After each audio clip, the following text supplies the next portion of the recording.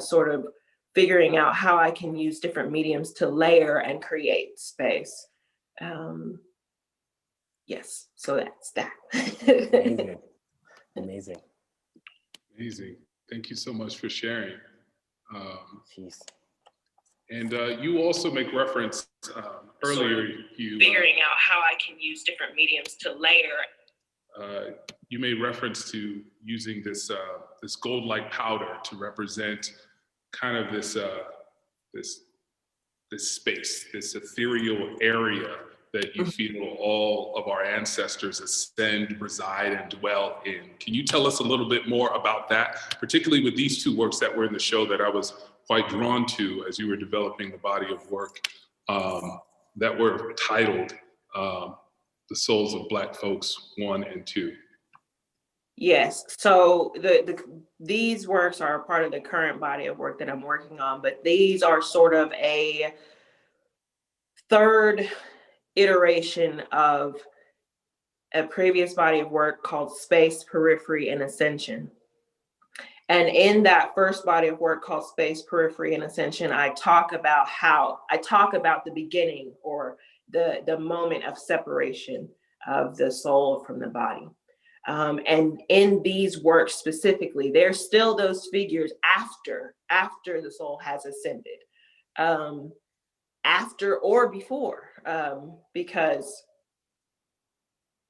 they move back and forth in sort of a cyclical life cycle, moving back and forth from this space to the third space, from this space to celestial space to the third space. And anytime you see this gold implied in any of my paintings, it means that the soul has touched that third space, that they have they've navigated there, they've been there, they've come from there, or they've been here on back. So when you see that in my work, it's always, that gave me chills. Ah, nice. Is that Nice. They have come or gone from their original place of being, and they have touched the third space. Amazing. Feel. That's amazing. You know, it's really great to hear how, you know, you can use materials and these forms that are representational to you as you're making them, but they're still so loosely defined that I remember when we were setting up the show, there was a young man in the neighborhood named Malachi, and we call him Mally. He comes in and we were hanging the pieces, Richard and I, and he's like, "Oh, these are cool. I really like them." Mally is probably 10 years old. He's like, "They look like jellyfish." It's like, oh, that's interesting. You know, so it's fun to see how people arrive in understanding the works, but then when you narrate and kind of color the imagination to what the intent is, how it can still, you know, anchor. Because when you think of jellyfish in the ocean, they're kind of these fluid figures that are just kind of hovering. So I can see how, you know, someone could be drawn to that. Next, we want to look specifically at Victor's work. This is a personal favorite of mine, and actually sitting in front of it. Killer. Yeah, give me a moment, Queen. So, Victor, I have a question for you. You know, this particular work depicts an elegant profile of a Edo woman, a queen, I guess getting ready in its profile, and has this unique kind of perforated handmade paper that you've done in a series. Can you tell us a little bit more? I know you made reference to it earlier about Edo culture, royalty and spirituality, but specifically how this work incorporates all of those things. Thank you, Jeremiah. So, I mean, like, everybody's kind of like used to the kings, right? In the kingdom, but you do realize that for the kingdom to have lasted this long, there are women that were part of that whole system, you know, like we have queens, we've had what you call Iyoba, which is the queen mother, which started from Obayesige, you know, so if you have the Idia heads, which you have in multiple museums around the world, British Museum, Met Museum, Seattle Museum, and all of that, you have to realize that these people lived a life that was of wealth and of importance, you know, so which are not well documented. You understand what I'm saying, you know? So, so over the years, I've begun to look at that. Who are the neglected? Because I mean, you know, who are those that were not fully documented? Who are those that are not fully given their honor, you know, over the years, you know? So this one is part of that whole series, because you find them in me questioning the fact that how come there are no female cardinals or even female Catholic priests, you know? So this is one of those things, you know? So I like what Alexis had said earlier. You know, when I look at Alexis' works, I'm looking at Egungun. Then in the same breath, you are looking at souls of Black folks, right? Okay, so how do you link the ancestors to W.E.B. Du Bois, which is referencing? How does she even bring that to folk, right? So if you look at the book, The Souls of Black Folks, and how W.E.B. Du Bois eventually moved to Ghana, and that's where he passed away, and all of that. How do we link all of those things? Okay, because what people see is W.E.B. Du Bois in America, right? We don't see the back end of things and all of that. And a newer generation of Blacks, you know, somebody like Alexis is going to unpack those things. Okay, so one painting cannot explain all of those things, because it's asking you to go back and look at where you are coming from. It's going to go back and ask you to like research where you're coming from. So this work in particular is, you know, give me a moment, Queen, you understand? Like, you know, everybody hold back. Let me recollect myself. Let me make myself present again. In your presence, you know. So this is one of those whereby I literally like wake up the queens. I literally like remind people of the importance of the female role in the kingdom, in the Benin kingdom, in the Edo nation, because I grew up around very, very strong women, you understand, you know. So feminism for me is nothing new at all, you understand. I mean, of course, he's been named, he's been labeled and all of that, but I just grew up around very strong women. I mean, I grew up around about 6 grandmothers in the same compound and stuff, you know. So the power of women in my society is not something that I am not familiar with. So every now and then, and most often, you are going to find them embodied in my work, and that is one of the things that is being encapsulated in this painting, or in this particular work, which says, "Give me a moment," you know, Queen. This is the Queen actually speaking, you understand, you know. So why did I put the Queen at the end of the title of the work is that you see the power first before you begin to see the title.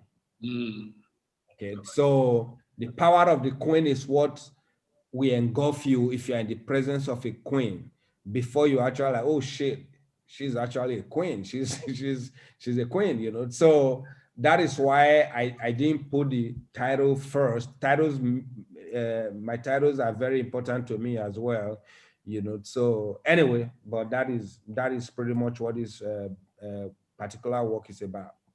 Yeah, and interestingly enough, because when you think about, and thank you so much for sharing that, because when you look at this piece, you know, just coming off the street, you know, a lot of people have likened it to like a gold medallion. So again, we're looking at this idea of value, right? Because they're seeing gold. You talk about royalty, which talks about kinfolk or family, like lineage. But then also in Edo traditional culture, it's like if you're a queen, there's a deity, you're deified, right? You're not just any somebody, right? And that's what I decided to kind of define and perform this work for you in conversation with others, because it's easy to walk into this work and think of it a certain way. And the joy of curating and organizing a show is shifting the perspective of an audience and getting them to think differently about the work and, again, what they're prioritizing. And with this work, you have this really beautiful detail on here. If you don't mind just going to the next slide, Clarissa. My goodness. Right? I remember when you shared this work with me and I was like, my God, this is so beautiful. And is this the back of the paper? Or I'll let Victor.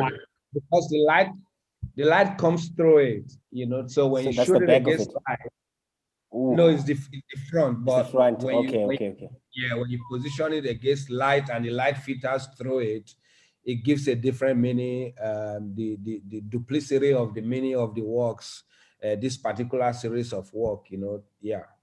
This should have been the poster for the show. Thank you. Thank you, Zwelethu. And specifically this the process, because this is perforated handmade paper. Can you talk to us a little bit about that process? Handmade. Well, the paper is handmade, definitely, and also the perforation is not by machine or anything. It's very labor intensive. It's handmade. It has to retain my iconography, which is coming also from my background, where I'm coming from, the linearity, as well as what you could call the lines, because lines and linearity of life is very important in our culture. In some part of the, not too far from me, which is the Igbo land, you have what you call the uli, which is the line of writing, So what you are seeing is actually a writing that is in extinct, that has become visual, So it's all done, it's all drawn out first, then before we start hand perforating it. It's just, when I first started the series, I asked myself, when there were no art stores, okay, so you didn't have Blick, you didn't have I don't know what art stores you have in other parts of the world, but in America, you have Blick, you have other big art shops. When you didn't have them back in the days, how did my ancestors make works? Okay. So if you go to Benin, if you go to Igun Strait in Benin City, how did they make the bronze that they made and stuff like that? So how do you get creative when you don't have the necessary things? Can you still be an artist when you don't have a lot of these things that surrounds you? So I began to work with piece. It's just a piece of wood and paper and nail. So which means I can literally make artworks with the barest minimum if you were to take back time, So and the body serration in it and the scarifications and the mark making are dating back to centuries of how my ancestors make works, So this is actually this body of works, this style, and the way I make my perforations are actually an homage to those that came before me, and saying that I can make things that can travel easily around the world and can also be pieces of work that can be pretty much enameled, So yeah. Thank you. The work is truly magnificent, and you can't really get the full magnitude of it until you see it in person. And I've been fortunate enough to spend a lot of time, Richard and I, here in the gallery, and every time I look at it, I see something new, and it catches light differently throughout the day. So it's really beautiful. So thank you so much for sharing. And in that spirit of mark making and communication, Zwelethu, can we talk a little bit about your work? And in your artist statement, you frame your work as making reference to Africans being spiritual beings, and that to fully understand and to realize what that means, you have to enter a space of the unknown. Can you unpack what that means in relation to this specific piece that we have in the show? Jeez, so much pressure, Jeremiah. Handle it, you'll be fine. Well, you know, for me right now, like I was saying, I mean, the spiritual enlightenment is such a new vocabulary to me. You know, I mean, firstly, let me say that I am born and bred Christian, and with that has brought a lot of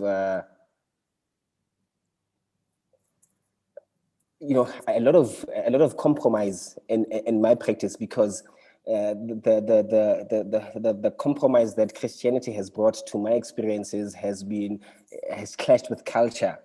That has been my biggest contradiction between the two, you know, because I have the same respect for culture as I do for religion. So the understanding of both brings such confusion, which to me was so interesting, because I then was thinking, what happens if you marry the both together? Which later led me to this concept of these works. And my initial intention was to deconstruct my understandings of both religion and spirituality and its effect on our well-being. And somehow then, you know, to an extent, I suppose it was like an attempt to unpack, you know, my own spiritual and psychological connection, and somehow led me towards these works, because with all of that confusion it led me towards some sort of a trance. And for me to be able to articulate these ideas, I realized that I wouldn't be able to express it, especially because I work with portraiture. I realized that I wasn't able to articulate it on a flat plane, and that encouraged these multiple faces that somehow emphasize on the complexities of spirituality, culture, religion in the same space, in the same body. And that's what these works are about you know, breaking away in a sense, and redefining your own understandings. Because more than anything, I mean, I'm Christian because I was raised like that, you know, and I feel like if I had a choice to choose, I would rather choose less of religion and be more spiritual, because that has brought a lot of compromises in a lot of understandings, you know, and this is what my work right now is trying to unfold, just like you know, how we could deconstruct spirituality and the cost that the spirituality has had on our mental health is the state that I'm in right currently with the work specifically at the show. Wow, that's so powerful, because as you're speaking, obviously I'm sitting here in the gallery, and over my left shoulder is this work. But one of the things that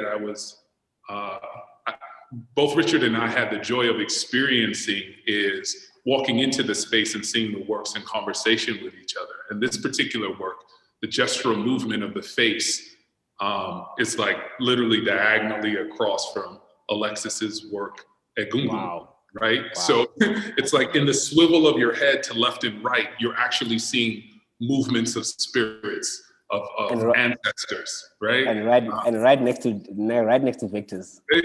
Exactly. So, you know, when you talk about wealth surrounds me, there's a wealth of spirituality, of honesty, of radical sincerity and vulnerability that I think is at the core of our community. You know, when we are most comfortable as Black people, you know, we're shouting, praising, laughing, eating, drinking, like all of these different things I see and understand wealth to be, you know, and God and spirituality is at the anchor of that, because it orients us to see and understand how we interact with individuals. Absolutely. So thank you so much for sharing that.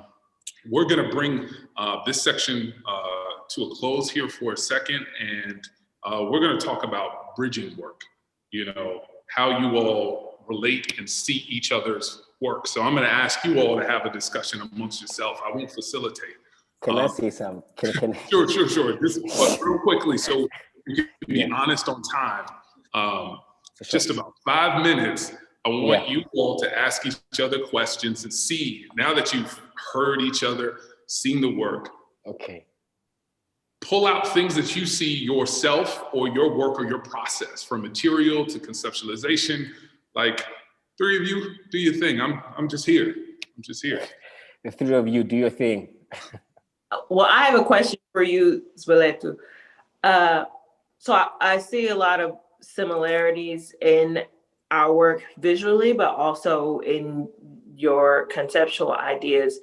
And I wanted to ask you about something you mentioned earlier, that a lot of times we try, you know, in thinking about spirituality, trying to think about heaven as being out there. For you in your work, when you think about something like heaven, do you think that it is also here too, or that like where it's in our mind, or it's in our body, or it's omnipresent, it's constantly around, like we're constantly existing in this idea of heaven? Alexis, I don't know. I don't have answers to these things. Okay. Myself, I am merely a student in this enlightenment, or whatever they call it, of the spiritual world, you know. Yeah. But I want to say that the crazy thing about it, you know, which I'm learning now, is that when in one of our languages we have isiZulu. Zulu is one of the native languages that we have here, and I was listening to a podcast actually about some guy who was just breaking down customs, religion, blah blah blah, and he was saying, he said something quite profound to me, which really made me question that idea. Exactly what you're asking me: where do I conceive? Where do we understand? How do I understand God? Spatial or physical or whatever? And he said, in our language, isiZulu, when they say the world or worldwide, they say umhlaba jikelele wonke, which translates to the world worldwide, right? So you must understand that these people are obviously there's no formal education towards these people and how they perceive the world, but their understanding of the world is spatial. You know, how they understand the world, how they called heaven, how they called the sky. They say the sky, they call it ezulwini, which is it's called higher than, you know, and this is way before religion was introduced to us, or way before, you know, whatever form of spirituality, you know, they all had their own understanding and their own practices, which in a nutshell, to me, is all the same. It's just said in different languages. You know, we can speak it in Islam, we can speak it in Christianity, you can speak of it in any other form of spiritual vocabulary. It's just narrated differently, and this is what I feel about my work and your work as well. In fact, I was thinking, when I saw your work earlier on, I was like, you know, your work feels like it feels like a place I've been before. You know, it doesn't feel like, you know, it feels like I've crossed that, you know, I might not have been there, but I might have just, you know, I was past that place and I recognized the place, and I was like, okay, this is what happens here in this place, you know, and then moved on with my own understanding of, you know. Yes. Enough said. it's like familiar. It's familiar. Yeah, familiar, very familiar. Yeah. Yeah. I have one more question. Okay. When you work, do you feel like, because in this idea that we are spiritual beings, and Jeremiah mentioned that we are most at home, we are most ourselves when we're praising or shouting or dancing or doing some sort of thing that helps us to have a spiritual experience. For me, in my practice, I have to be in a certain place. Mentally, I have to, I'm just kind of like drowning out all the other things and focusing in on the work to be more present with the work. Is that also true for you when you work? What I'm asking is, how do you work when Okay. you your artwork? Okay. Honestly, I don't have any formal way of working, because right now, in fact, in the past maybe 2 years, I've kind of accommodated different ways of responding to myself, especially when it comes to work. So earlier on, when we were discussing with Jeremiah, he was asking, I can't remember the question itself, but the question was, how does spirituality work in your work? And my response to the question was, you can't wait for the spirituality to come to you so you can start working. Nor can you wait for creativity or inspiration to come to you then you can start working. We need to have some sort of responsibility also, because somehow or some way spiritualism doesn't work one way in my understanding. So in as far as we need to be guided by spirituality or spiritual forms, we too need to guide spirituality as to where we want to go or where we want to, and then they can advise us possibly when it comes to that world, which is how I always allow myself or my work to what I always allow to happen in my work. I don't want to come to the studio with a fixed idea, because that ruins the process. I want to come there as a student, as a learner, and speak my ideas and articulate them whichever way I can, and let the process respond to me. And that's how I try to carry myself and the work, and that's the rest is just. Yes, makes total sense. Total sense. Yes. I have a question for you, Alexis. When you title your works, right? So I see a Google there, definitely, which I can relate with. Not a whole lot of people might be able to relate with that in your environment, because you are reaching back and reaching forward at the same time. A Google meets masquerade, you understand, So you are digging deep into spirituality, the other world, and this present world.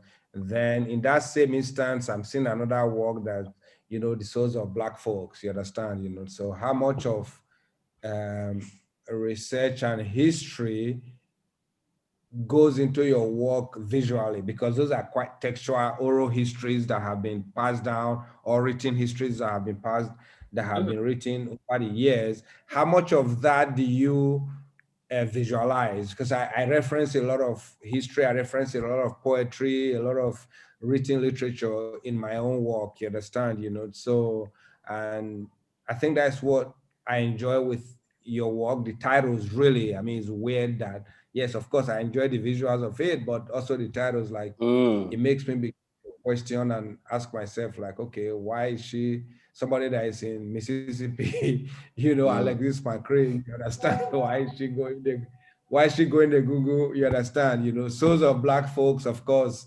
W.B. Du Bois, I can understand, but when you are talking to Google right now, you are really digging deep into history that might not be familiar with a whole lot of people, you understand, except they Google it, you understand what I'm saying, So how does that come to play in your work? So with the souls of Black folk, obviously there's an immediate correlation to W.B. Du Bois. That part being, when I think about my work, in a large part of my work, I talk about sort of this historical context where I'm talking about the Black experience and I'm relating specifically to the Black experience here in the United States, but it's not limited to just our experience here in the United States. And in part of my research, when I first began leading up to these ideas about Blackness and becoming more conceptual and thinking about space and all those things, I first started with trying to, I guess, examine for myself the experience specifically of Black people here in the States. Is that we go so far back as to slavery. That is our beginning, and reference, yeah. Historically, and what we learn, what we are taught here is that beginning. That slavery is our beginning. And so for me, I couldn't do that. I couldn't allow myself to stop there. It felt limiting for myself. It felt limiting for the history of my people here. And it felt like a dishonor, disservice to where we actually had come from. So when I'm putting titles like Egungun, I don't know. I have a history that is lost. And as for many Americans, we have this history that is lost, that was erased. We don't get to attach ourselves to a specific culture or a specific history. It was taken from. So for me, how do I take back what was taken from me? And how do I put back that kind of history, that history from Nigeria or Ghana or South Africa or Senegal, and how do I take back that and bring it back into my work, bring it back into the narrative of my work? Because I cannot consciously allow it to just disappear. Fabulous. Intense. Whew. Jeez, guys. Nice. It's getting hot in here. Wow. It's getting intense. Yeah. Mr. Victor, me, I don't have a question, but I have a request actually from you actually, and a bit of a comment. Okay. I remember the first time I saw your work. It must have been at Conteh on Main in Joburg. Joburg, yeah.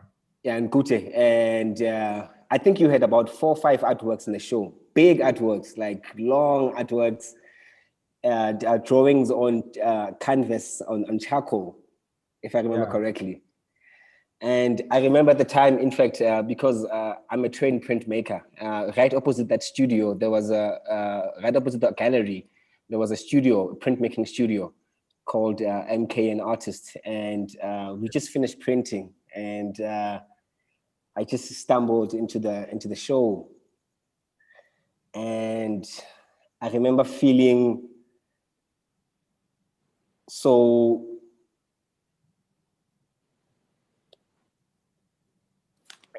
it's like I was lost, but I was found, you know, because I didn't know who the artist was. I didn't know the style of work. I didn't know what I was looking at. I didn't know what this was, but I could feel everything about it. And you know, it's almost like a encrypted language that was, you know, these were those drawings that you do, you know, and I remember just feeling like I'm at home and feeling like, you know, this work belongs somewhere, you know,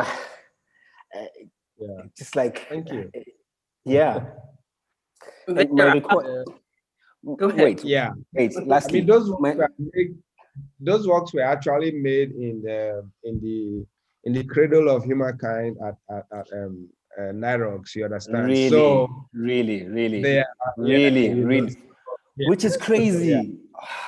Which is crazy because Jeremiah, I wanted to say earlier on that you know, on the questions when you were saying that why do we consider Black people as African spiritual beings, you know, my understanding of it is, according to historical facts, this part of the continent is the cradle of humankind.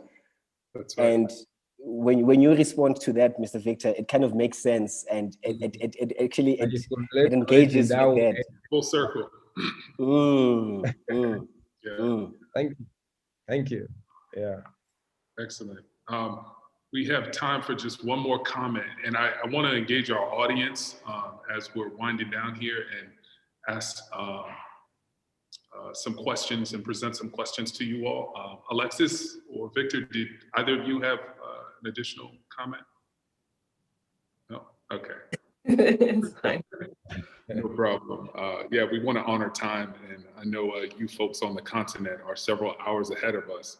So curfew. We are also working on a curfew. There you go. Right?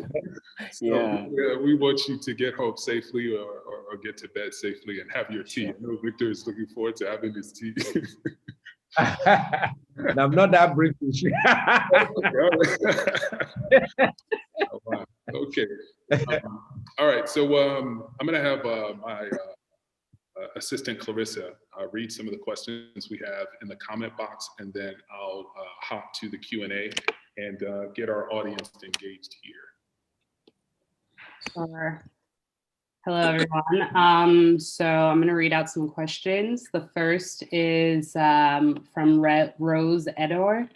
And they say, I agree with the general notion that spirituality and creativity can be one of the same, at the same time as different as the number of individuals that exist on this earth.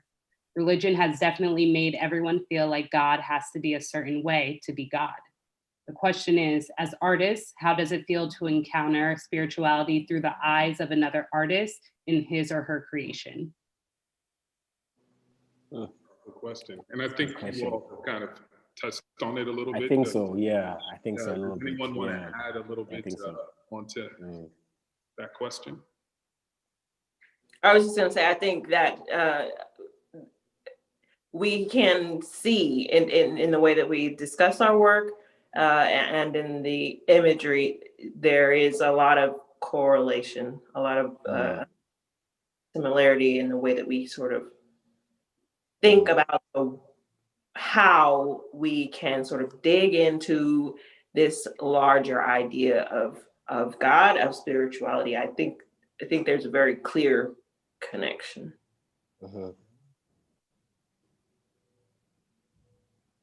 Okay, and sorry. Oh. I just want to just add on a little bit on what Alexis was saying. Hello? Go ahead. Yeah. I mean, I completely agree with what Alexis is saying, and I mean, I'd like to contextualize it in a sense of like that you know, spirituality almost it's like this material, you know, this piece of t-shirt that I'm wearing, you know, and if you could tear it into many pieces and distribute it differently, it would still have the same kind of weight. It's just spread out differently. So each of us have, you know, a small component of what we understand as spirituality, and it's up to us as creatives to keep reminding each other and exchanging those ideas so that we can constantly be reminded of the meaning and the importance of it.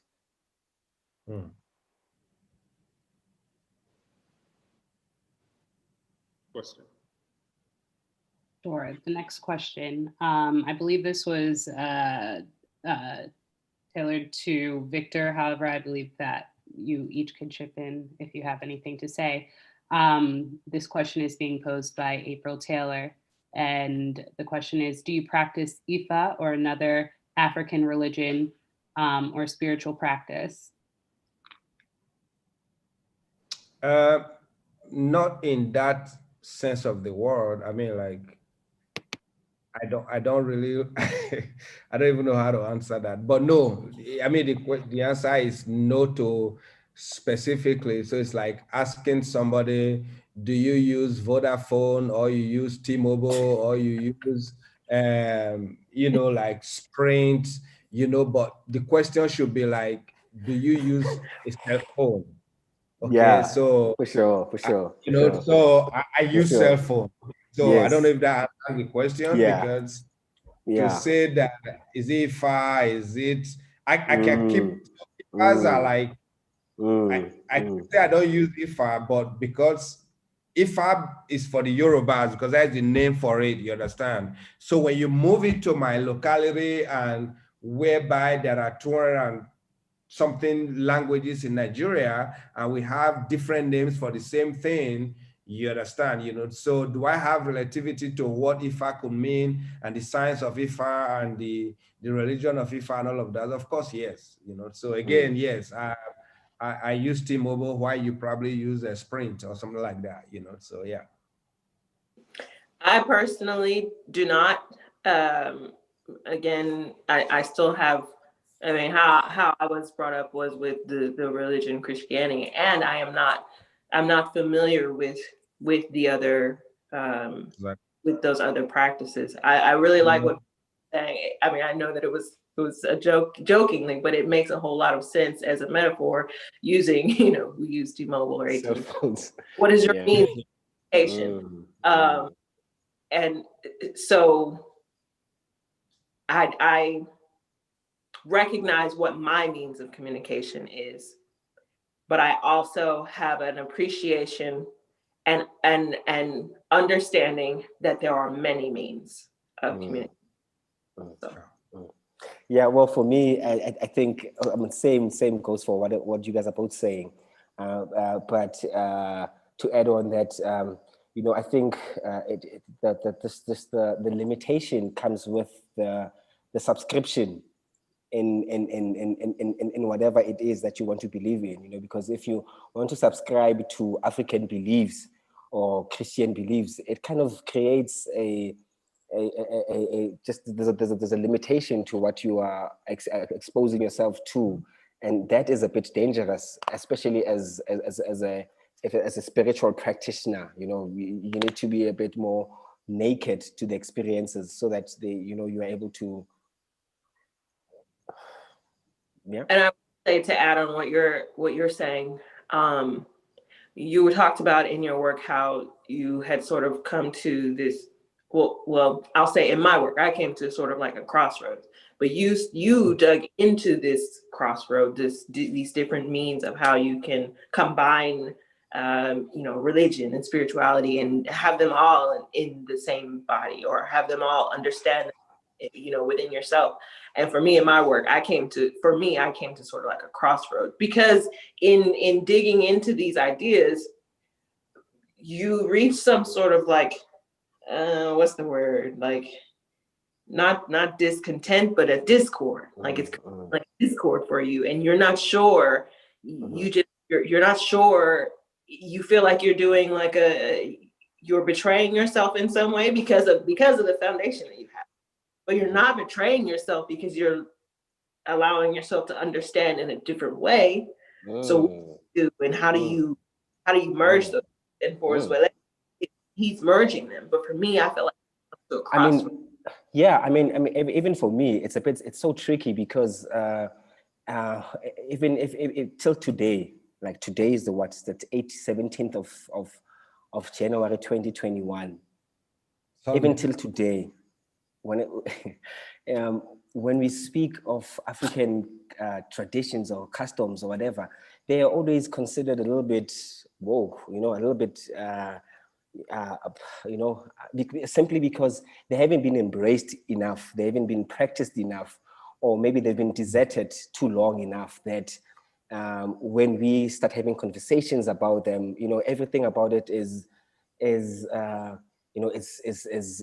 witchcraft, or it's backwards, or it's evil, or whatever the case might be, which is such a crazy complex, because, like, for instance, how Europeans coined traditional healers, as witch doctors, and it's so crazy that paradox of a witch and a doctor being one, it doesn't come together quite well, and it's just to go to show you just the miscommunication and the misunderstanding of one end with the other, and coming together, and how we then later on have he evaluated ourselves. Yeah, yeah. It really down into the core of who you are, and you, the individual, having to shift your understanding and allow yourself to think differently than what was originally instilled in you. Yeah. And I think it's critically important that we think of this as a journey, right? Life is a journey, right? And so with new information, we're constantly shifting and reorienting ourselves to understand what we know. Our fact today is fiction tomorrow. With new information, new research, a new experience, right? You know, you travel to Joburg, you travel to Lagos, you travel to Jackson, Mississippi, you come to Bed-Stuy, you will see several versions of Black, which is kind of like my phrase. Like, I love versions of Black. It's all Black, but just Jeremiah, like you have gradients of colors and you have hues, it's still the principal color, but that tinge allows really the grace of humanity to happen, right? When you think about what humanness is, even what Africanness is, it's the production of variance. It's just like a little bit darker, a little bit lighter, a little bit taller, wider nose. I mean, that is the beauty that I think we find as people. And when I think about the show, to answer a question that was put in by Tim, thank you so much for tuning in. It's like, what did I hope for individuals to get from this show? The title, Wealth Surrounds Me, God, Golden, Kinfolk, is posed like a question. You know, it pushes to the viewer, how do you think or define value? And within these three things, how are you choosing to look at this work or this work and categorize it or not?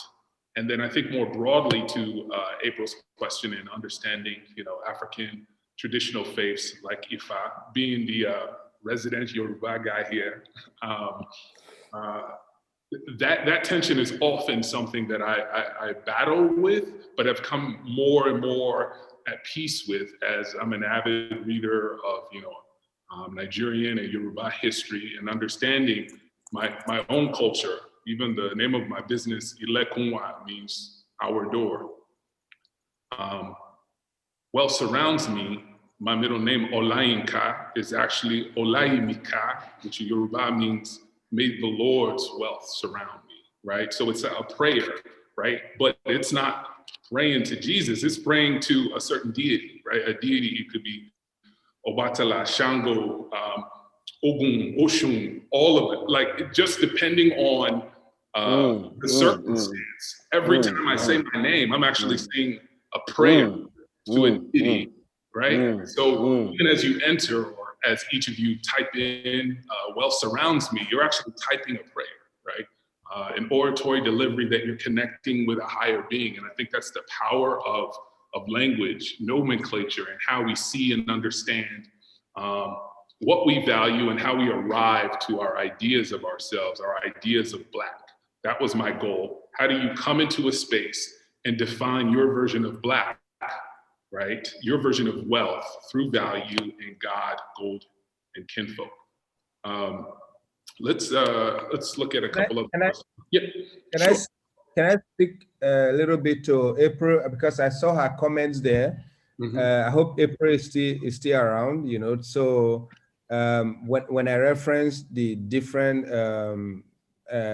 telecommunications carrier, you know, so because if I am not particular, so I'm just trying to speak to the diversity of how we growing up or here, or the continent, or the Black people access, you know, God, that one God, that deity, and all of that, you know. So if I to some people, if I were to say, because this is going into history, this is going into diversity now.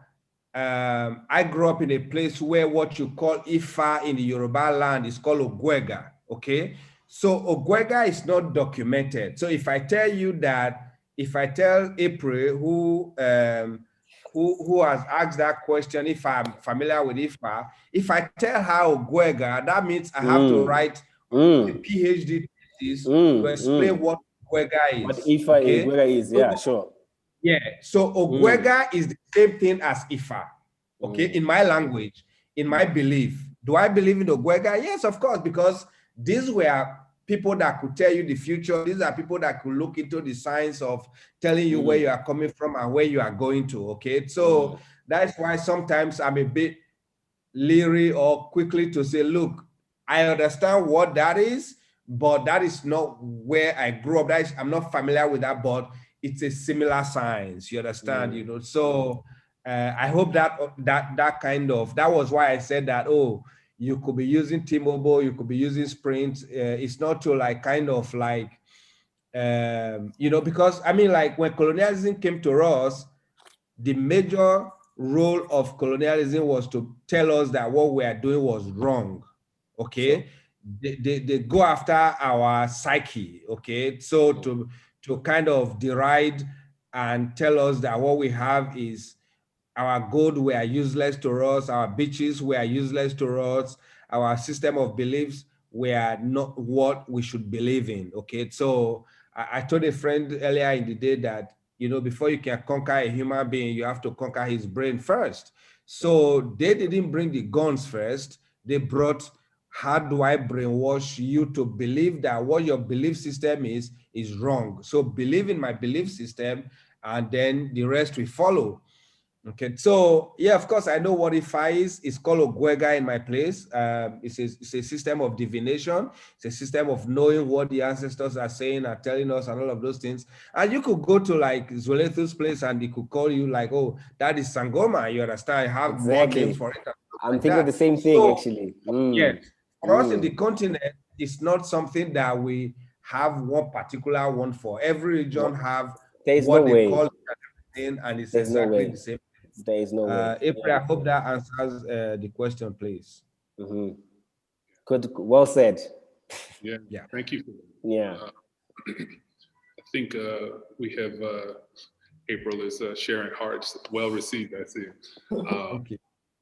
Yeah, and I think what Victor really hit home is that there's so many versions of humanity, so many versions of Black, so many versions of belief, of understanding. And all of it is question. It's this notion of value, right? And if you choose to speak English as your primary language, you're also limiting your capacity to see and understand what else is out there. You know, that's something that I realized traveling on the continent and even being, you know, Nigerian American. When I go to Nigeria, like my family only wants to speak Yoruba to me, and there are certain things that just cannot be explained or communicated in English, right? It's a concept, it's a whole experience, and using English, they're like, see this guy with plenty English. We don't understand what he wants. We know go agree for that one. You know, Saudi, like he doesn't understand. And you know, if I can pick up broken English because there's a framework for me to understand, but even trying to understand or even pronounce my own business name, Ilèkùn Wa. Like my dad would say it several times. No, you're not saying it, Ilèkùn. And I'm like, what? You know, so I think it's important to understand how we're arriving to these spaces and these ideas and notions, and why we call it a notion, because it's not a fact. We're still learning and understanding. Do have one last question that we haven't tended to here from Joseph Sanders, who says, have any of you encountered atheist or agnostic artists?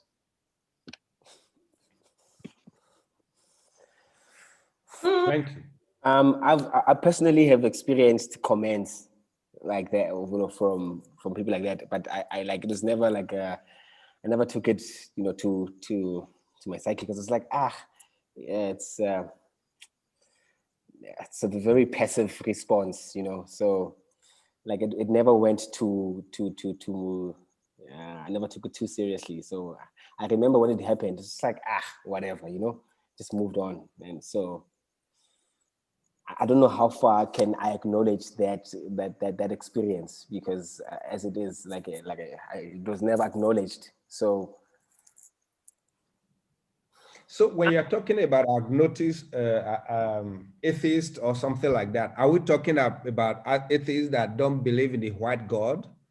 Because, I mean, let's take, for instance, Soyinka. Good You point. can say that That's a good point. That's a good point. Say that Soyinka is Olayinka, who is a Nobel laureate or something like that, is an atheist, right? But that doesn't mean he doesn't believe in the way that we have been saying, that I've been saying.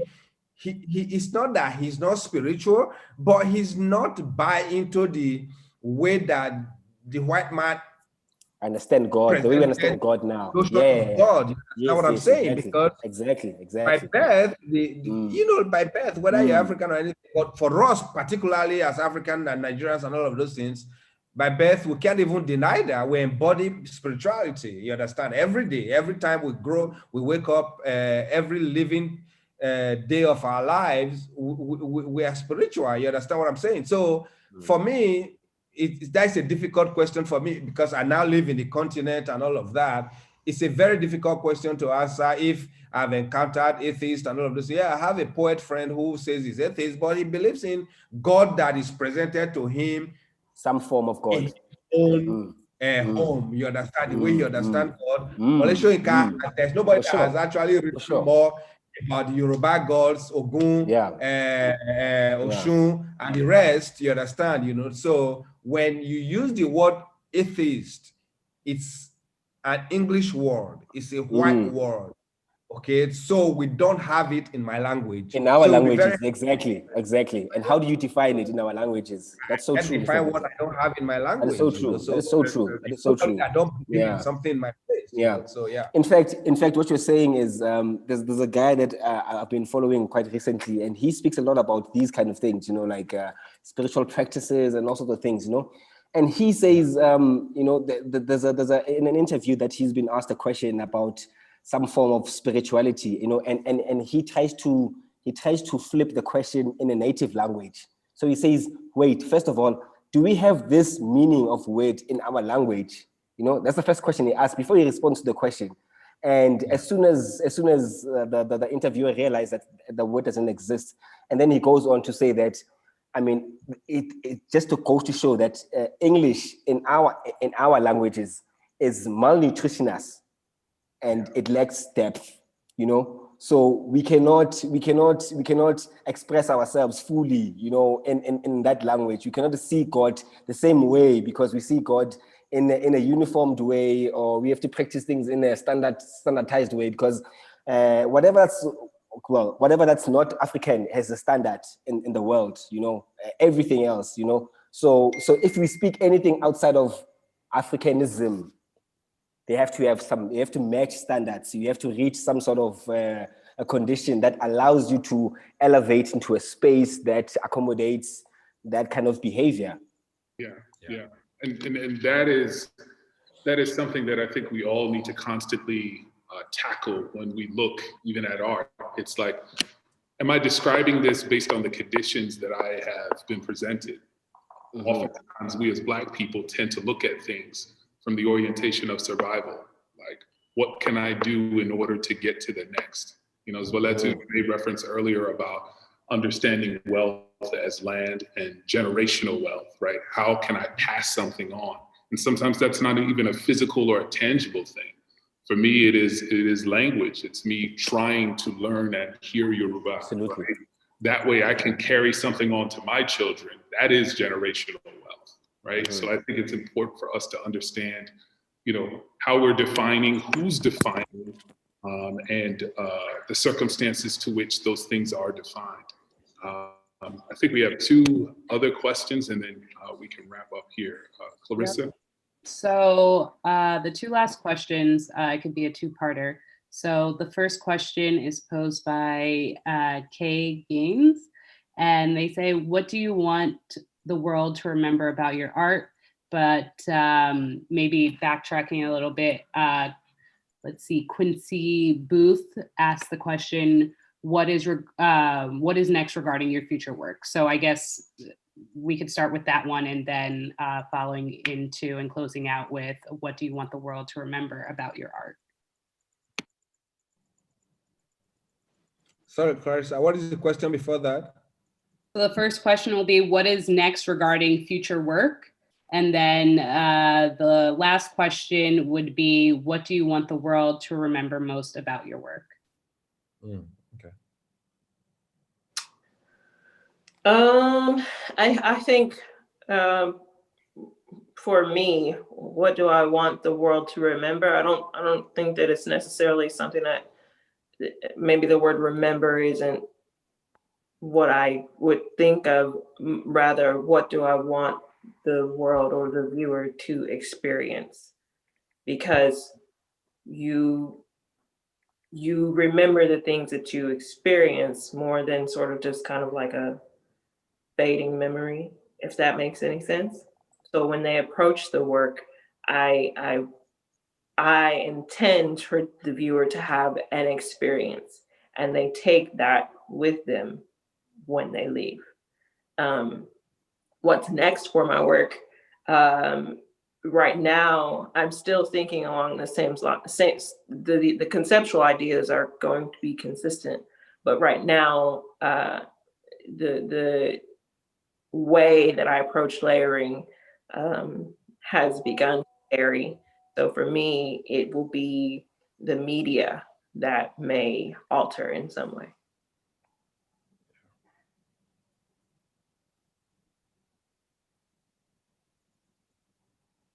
Others, did you have thoughts or reflections on how you want to be remembered as an artist?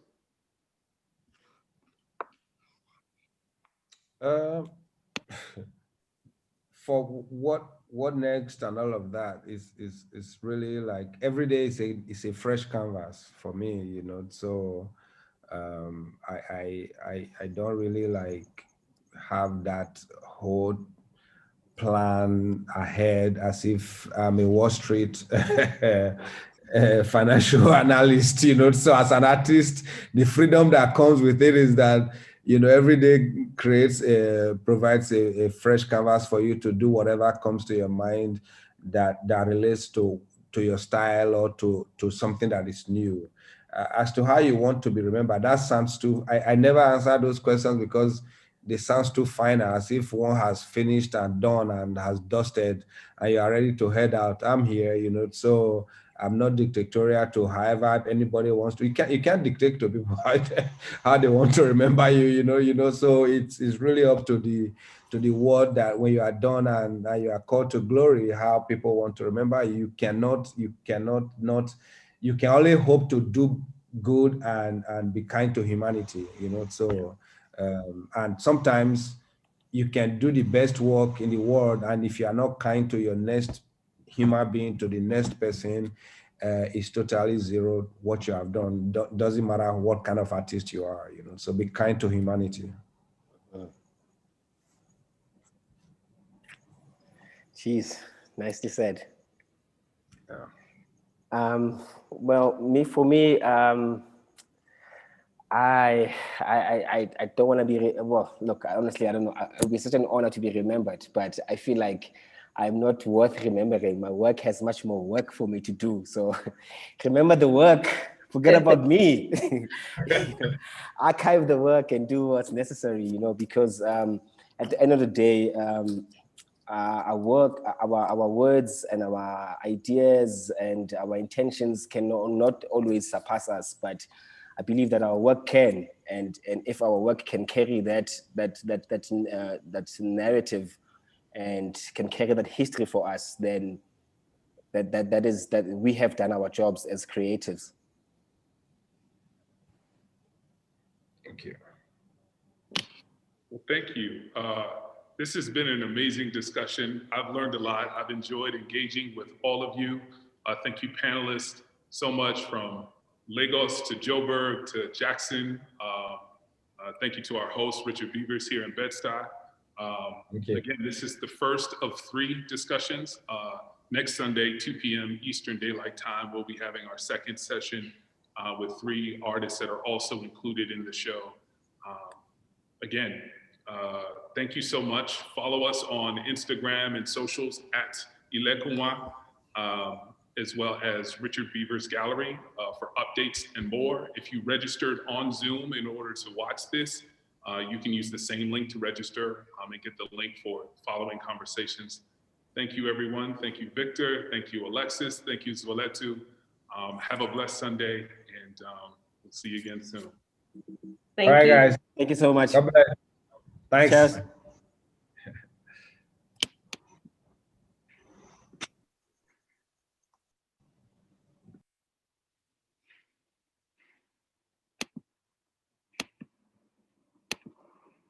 Larissa,